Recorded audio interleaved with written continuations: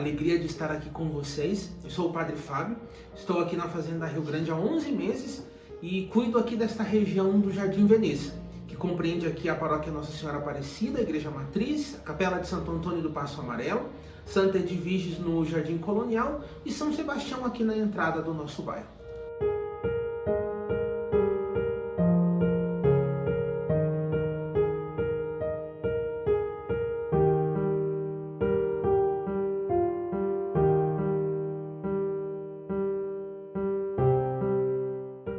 Antônio de Pádua nasceu no ano de 1195 em Lisboa.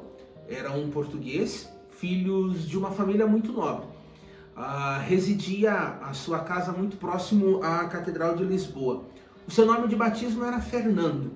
E a partir dessa proximidade com a Catedral de Lisboa, e por ser de uma família muito religiosa, Fernando desde o início, desde criança, foi descobrindo as virtudes da fé, foi se encantando pelos ensinamentos que seus pais ofereciam a ele e foi se encantando pela fé.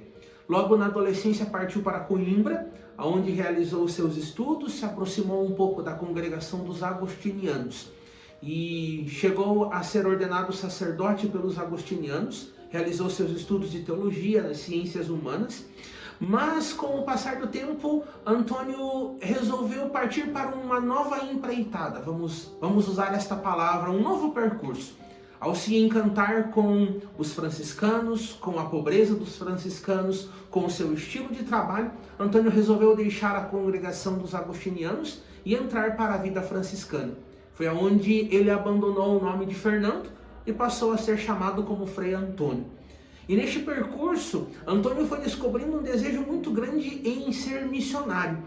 E no fundo, no seu coração, Antônio tinha um desejo muito grande de ir para a África, para lugares distantes, para anunciar o Evangelho. Mas Deus sempre tem alguns propósitos na vida da gente. E na vida de Antônio não foi diferente, porque Antônio tinha uma saúde muito frágil desde criança. E por ter uma saúde frágil, ficou difícil ser enviado para a África para a missão.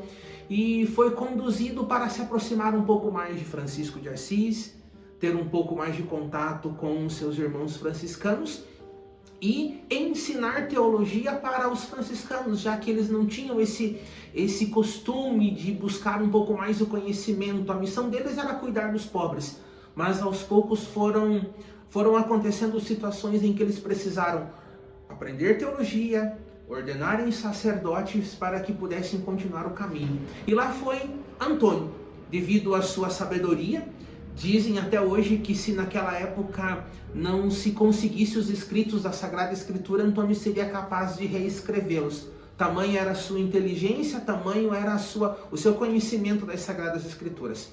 E foi nesse percurso que Antônio, ao ir para a Itália, foi se aproximando de Francisco, nas suas visitas a Assis, depois foi se aproximando de Pádua, aonde lá por algum tempo Antônio foi se achegando àquele lugar e devido a esta sabedoria profunda da fé, dos ensinamentos, Antônio foi conquistando o coração daqueles que moravam em Pádua e a sua fama foi se espalhando. Mas, devido à sua saúde frágil, Antônio logo faleceu no ano de 1231.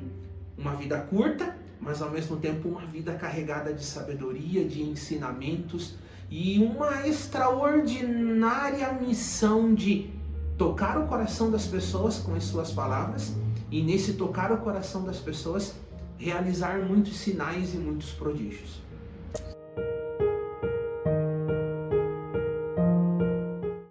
Das causas perdidas, conta-nos a história que as pessoas procuravam Antônio nos seus momentos de desespero, de aflição, e Antônio tinha uma fé muito grande.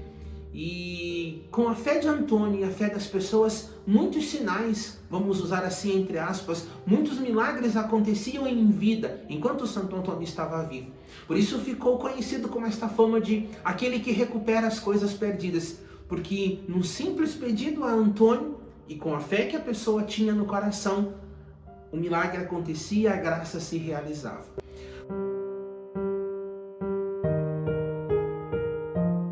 Quanto à fama fama de casamenteiro, não se sabe ao certo da onde que surgiu esta fama. Mas dizem que Antônio, na sua maneira de catequizar, de evangelizar as pessoas, Antônio defendia muito as mulheres, que naquela época eram oprimidas, eram reprimidas, eram deixadas de lado, e Antônio sempre as ajudava. E talvez em algum pedido de uma dessas moças para que pudessem casar, para que pudessem constituir família, Antônio intervia, intercedia, e talvez daí começou esta fama de Santo Antônio ser casamenteiro. Mas não se sabe se de fato aconteceu isso com Antônio ou depois, ao longo da história, Antônio ficou conhecido como santo casamenteiro.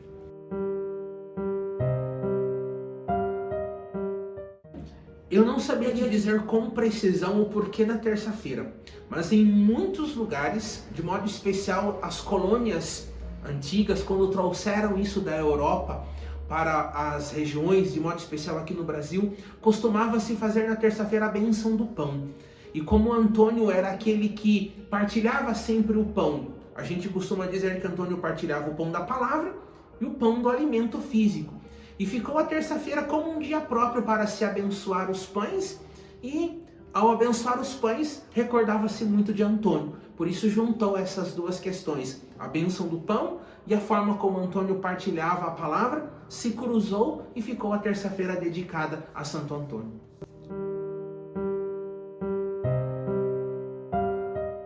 Tanto aqui na paróquia quanto na capela, nós vemos uma fé muito grande do nosso povo, uma sede de Deus.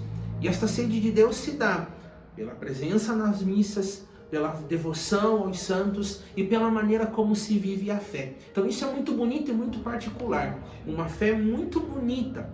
Às vezes uma fé simples, mas carregada de uma intensidade muito grande.